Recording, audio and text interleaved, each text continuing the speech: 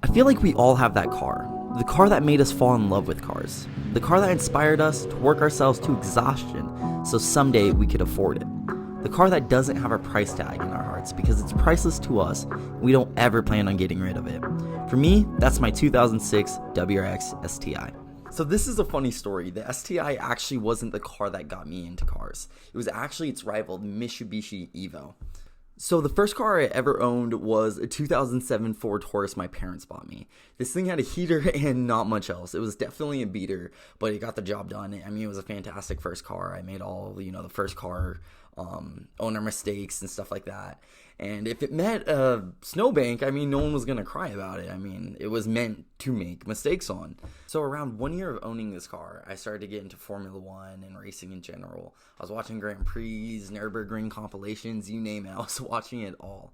And naturally, I wanted to get into something quicker and prettier than all reliable. So I go on YouTube, I'm diving deep into car culture, just trying to take it all in and learn as much as possible. But there was one car in particular that caught my eye, and that was a Generation 9 Evo. That thing was so pretty the first time I laid my eyes on it. And it fit my situation perfectly. Alaska, it had all-wheel drive, it was built to rally and handle snow. And it was reasonably obtainable in the next few years. So when I decide the Evo is going to be the one, I won't shut up about it. Everything is Evo. I'm going to be that guy that owns an Evo. That's the guy I become. I became hyper obsessed with owning this car, visualizing myself, any opportunity I had in this car. It was already mine in my head, if you know what I mean. Until someone comes up to me saying, yo, I know you're really into Evos, but have you considered STIs, the Subaru WRX STI? And I'm at that moment, I'm nah, dude, no, there's nothing better than Evo. Nothing touches an Evo. And because I watched a few videos on YouTube, I knew everything, right? And the guy's no, please, just check it out. You might like it. They're pretty close, pretty similar. They're rivals. And I dismiss it at first. Then later on, I'm okay, I'm going to check it out and see where this goes. So the first ever YouTube video I watched on an STI was this 2004 Blob Eye drifting in the snow, rallying. And like that, I swear, I fell head over heels over this car. Evo who? My heart belonged to Subaru now. I had a great sense of loyalty at that age, as you can tell.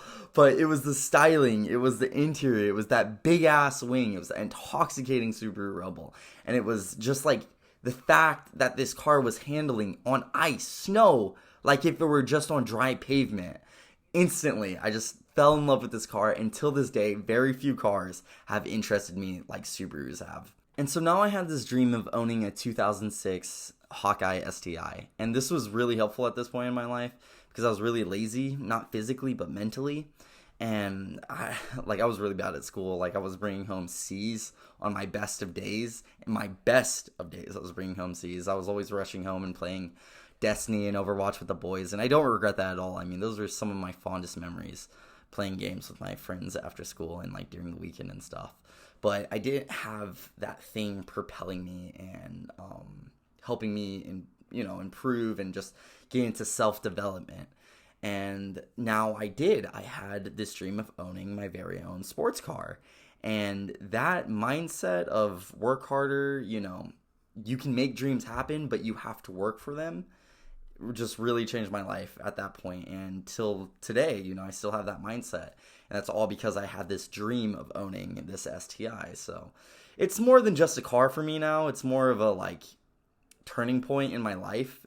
Something I'm very grateful for sure. So I wanted this car no matter what it took. Extra hours, saving, I was doing it all, and no matter what it took, I was gonna have this car. I was even building a relationship with the dealership down the road. They had a 2007 black STI, and I was going in there almost every single day after work to go check out this car over and over and over again, just trying to get it in my mind and visualize it. And my buddy LJ, my best friend LJ, can vouch for me because I was dragging his ass along almost the whole time. Where are we going again? We're going to the dealership again to look at some cars. Can you imagine this 17-year-old kid coming into your dealership and looking at the same STI over and over again. Like, don't sell this car. I'll be back for it in like 2 years. But yeah, man, I was fiending for this car pretty bad. So time skipped 2 years now. I saved up enough money for the down payment and then some. And with my parents' help co-signing, I now owned a 2017 STI. You guys are probably wondering, well, Jack, what happened to the Hawkeye STI? Well, there was none for sale in town anymore, in the state, in fact. And I was convinced that the newer STI was going to be more safer, a more reliable, or long-term investment. By the way, here in Alaska, it's not like driving to the other state over. We're pretty isolated up here, and we have a pretty small community, relatively speaking, to the rest of the world. And we don't like the chances of you finding the car you want in the spec you want it in are very low. And if the car is even up here, you have to wait for someone to sell it. So it's a bit difficult buying cars up here in Alaska. That's what I'm trying to say. And anyways, like, I didn't know how long I was going to be waiting for this car, so I grew impatient. A decision I would later regret. So I owned the 2017 STI for about a year, and I put like 20,000 miles on that thing in less than a year. Believe that or not, 11 months, 20,000. I drove that thing up and down Alaska. Like, I road tripped that thing everywhere.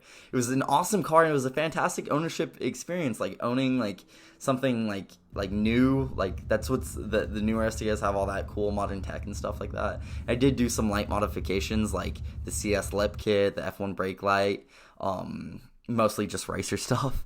And I did put an exhaust on it, the Tomai exhaust. 10 out of 10, highly recommend.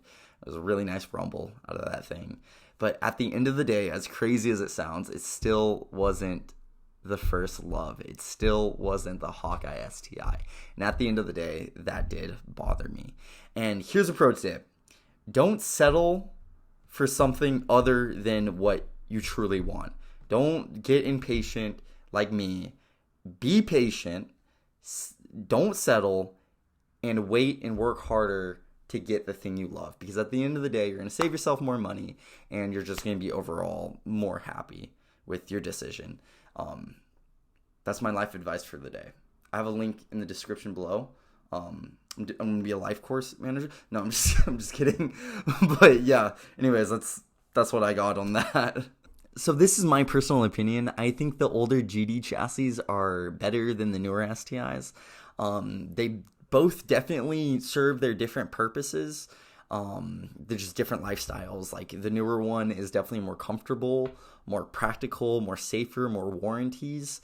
As for the older one, is more raw, more fun, a better driving experience. Like, it doesn't even have traction control, you know? So it's like a lot of fun to be had there, and it's just more of a character. So it just depends on what lifestyle, what, purpose you have for the car. Again, me personally, I like the older GD chassis way more. They just look better in my opinion, and they're just more fun and more of a driving experience, more of a driving car. So either one, just depends on your lifestyle. Anyways, I'm going to dedicate a whole video to this, I promise, in the future, comparing the two, because they definitely deserve their own videos.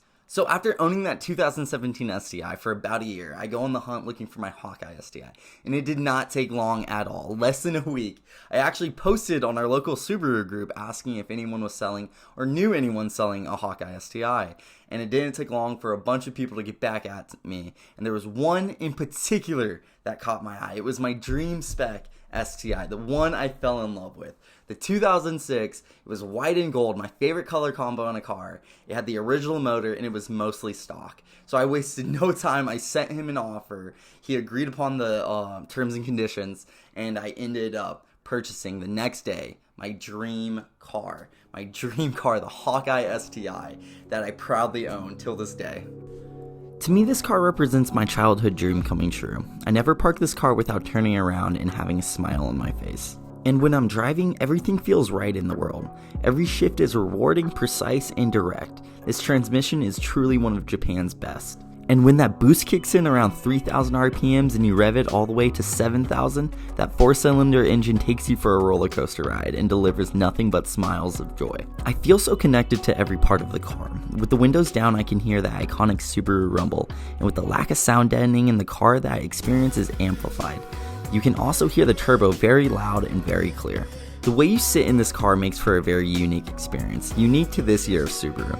You can see everything, meaning you can clearly see the big aggressive hood scoop in front and that big ass wing in the back. Driving this car how it's meant to be driven rewards you with such a unique and enjoyable experience. I love my Subaru STI and it's always going to have a spot in my heart. And thank you Subaru for making such an iconic, memorable machine.